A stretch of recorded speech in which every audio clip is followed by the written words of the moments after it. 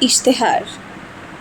পৃথিবীতে মানুষ তখনও ব্যক্তি স্বার্থে ভাগ হয়ে যায়নি, ভূমির কোনো মালিকানা হয়নি তখনও মানুষ শুধু পৃথিবীর সন্তান। অরণ্য আর মরুভূমির, সমুদ্র আর পাহাড়ের ভাষা তখন আমরা জানি। আমরা ভূমিকে কর্ষণ করে শস্য জন্মাতে শিখেছি। আমরা বিশল্যকরণীয় চিকিৎসা জানি। আমরা শীত আর উত্তাপে সহনশীল ত্বক তৈরি করেছি আমাদের শরীরে। আমরা তখন সোমরস, নৃত্য আর শরীরের পবিত্র উৎসব শিখেছি।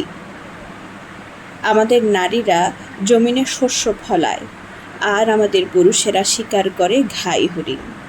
আমরা সবাই মিলে খাই আর পান করি। জ্বলন্ত আগুনকে ঘিরে আমরা সবাই নাচি আর প্রশংসা করি পৃথিবীর। আমরা আমাদের বিশ্বাস আর সুন্দরগুলোকে বন্দনা করি।